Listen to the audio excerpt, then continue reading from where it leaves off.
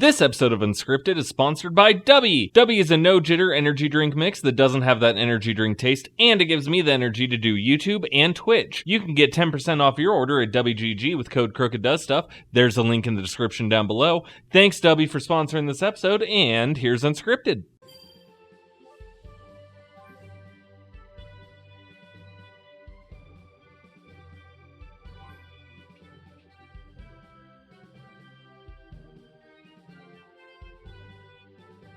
Hello everyone, I am Krooked and I do stuff, and this is Unscripted, the series where I take a completely unscripted look at games and give it a 1 through 10 rating. Today, we are playing Dragon Ball Z Kakarot. Anyone who knows me knows that I am a huge Dragon Ball fan. I'm wearing a Dragon Ball shirt right now. This is a game that came out that basically was like, hey, let's tell the entire story of Dragon Ball. Dragon Ball Z, and kind of go from there. It, in a lot of ways, when it was coming out, it was originally talked about as like a Legacy of Goku remake, but for modern consoles. And, it's not. But it also kind of is. So, what it is it plays through the entirety of Dragon Ball Z. I believe it has some stuff from Super as well. And it just is Dragon Ball. So it's awesome, you know?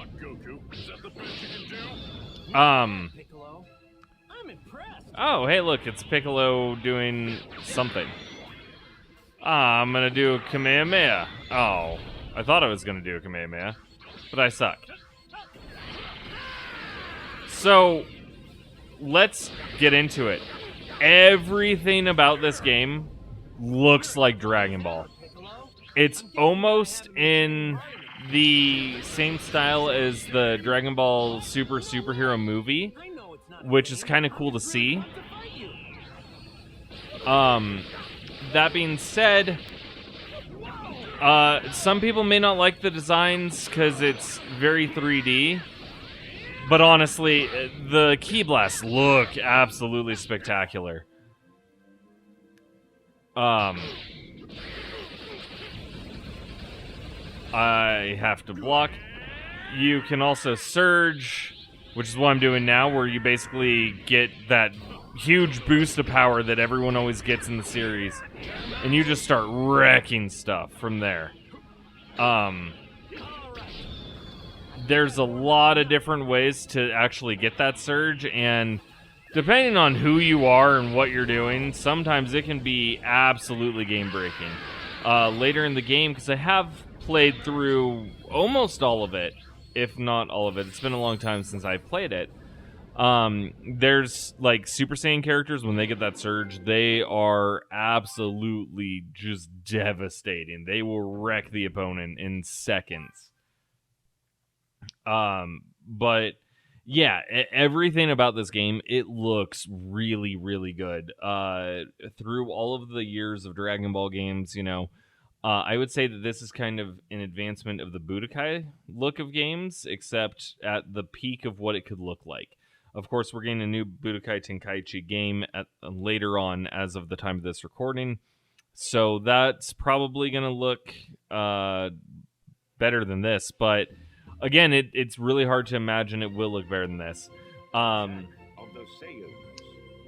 Sound-wise, it has all of the sounds of Dragon Ball that you could ever possibly hope for.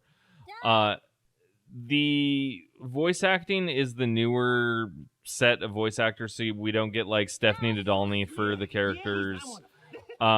We still have Sean Schemmel as Goku. We still have Chris Sabat as Vegeta. Vegeta and Piccolo kind of sound very similar, which has been more of a recent thing where the difference between them, because they're played by the same person, have kind of been blurred a little bit. But everyone sounds really good for what they are. Where did that son of mine run off to? Yeah, and look at it. This is Goku. It looks like Goku. The sounds, Sounds like Goku. It has a lot of the music from the original series. It has a lot of music from the English series. Let's try to find one more. Absolutely spectacular. Like, the sound, I don't think anyone could be upset about the sound. The one thing I do have to say about the graphics, going back to that real quick, is it does look like it's having a little bit of a graphical issue on the PlayStation 5, which is interesting because it almost looks like it's not much better than it was on on PC, which is where I originally played it. I am going to go ahead and check and see if this has a graphics mode by chance. Probably nope. Under game settings. Wow. So there's no way to like change the graphics. That's kind of weird because again, the game looks good. It looks as good as you'll get for a Dragon Ball, but there's some fuzzy effects. There's some stuff that could just be a bit better. Still really pretty though. Where did that son of mine run off to? Safe to say he couldn't have gone that far. Now, in terms of gameplay, Wow, Gohan. You're a regular that's runner. where we really get a bit of a difference compared to what you might expect in a normal Dragon Ball game, because what we've had for years and years and years and years and years is fighting games for Dragon Ball, like Dragon Ball FighterZ exists, and this isn't. It's an open world adventure game that has all the main story elements of Dragon Ball. Not all the cutscenes are skippable. And, you know, some of the story moments are very much, like, taken out of Dragon Ball entirely. They're just right there. Right from the beginning, we have to walk with Gohan. So, you know, it kind of gives you a sense of, I'm gonna learn about Goku and Gohan. The problem is, like, quite a few quests in this game, you're constrained by what the game wants you to do, and you don't get to skip it. You just kind of have to go along with it the entire time. There are key battles where you will clash, and you'll get, you know, all the joy of clashing key battles that you used to get in the older games. And you really get to explore the entirety of the Dragon Ball universe for everything that was in Z, which is great. It's honestly fantastic. There's a lot of different side quests that you can do. There's even things that kind of fill in gaps of what happens.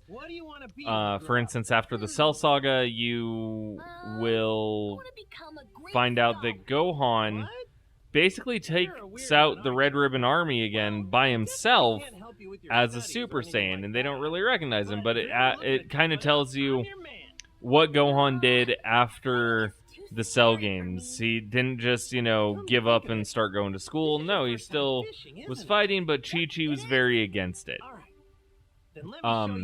This fishing thing right here is major callback to Dragon Ball, where Goku would fish with his tail, and a lot of people had a problem with this because, well, he pulls out a fake tail, attaches it to his butt, and then he starts fishing that way. It doesn't make any sense at all, but, you know, it's Dragon Ball. Oh, I could have done a bit better with that, but yeah, you know, you catch fish. So it has a bunch of minigames. It has a racing minigame. It has that minigame. There's a whole bunch. So the biggest thing that I haven't talked about yet is the fighting controls. And if I had to say that this game has any sort of letdown moment, it's the fighting controls. Almost every single fight ends up kind of the same. You hit the circle button a lot to kind of beat on your opponent. You might use a key blast here and there, or even your Kamehameha. In the later fights, that special surge that you can do, you basically do that, and then you can just spam like Big Bang Attack or Spirit Bomb or Kamehameha, and you basically just destroy everything in your path by doing that. So to get around that, what they ended up doing in the game is saying, hey, we're going to give these abilities to bosses where they can basically become immune, and with that, they get this attack that they do that just, you can't hurt them during. If you get hit, it absolutely decimates your health. And it almost feels scripted, because no matter how good you are, you kind of have to just deal with it, and there's no way around that at all. That's a really frustrating part of the game. The other part that's really frustrating is the fact that only certain bosses do it, and the ones that do are usually the big bads of the series, and then they kind of forget about it for a while, and then they bring it back, and it's really inconsistent with that all over. So right now, we're about to fly around, collect Z-Orbs, which is kind of another aspect of the game that's a little annoying, is it's really, really grindy. If you want to get all the characters to their max power and do everything else, you are going to have to grind. It is a very, very good first attempt at a game. It has great graphics. It has great sound. The gameplay, though, is incredibly repetitive, and at a lot of times, it's even really boring. I'm sure it's been fixed since then as well, but when I played it originally on PC, by the time I got to the Boo Saga, it just became a really, really laggy mess. If you're not a fan of Dragon Ball, I don't see you really picking this up and it making you one. But if you are a fan of Dragon Ball, it's going to be a really good time. So for that, I'm going to give Dragon Ball Z Kakarot a 7 out of 10. Because it's good in a lot of ways. It's just, it has some really frustrating parts, some really cheap parts, and some really, really repetitive parts. But other than that, if you're a Dragon Ball fan, play it. And for everyone else, comment down below. Let me know what your favorite Dragon Ball game is. Like this video if you enjoyed what you saw. Hit that subscribe button so that way you never miss out on an episode of Unscripted. And don't forget to hit that notification bell so that way you'll be notified whenever a new episode of Unscripted does come out. And with all that being said, I do want to thank you for watching Unscripted, and I will see you on the next episode. Bye! Now then, I'll just take these ingredients and whip you up something tasty.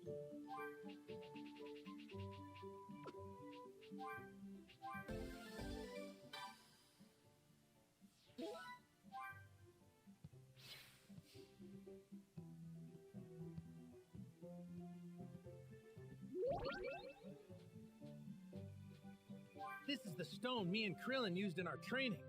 Krillin beat me then, but only because he cheated.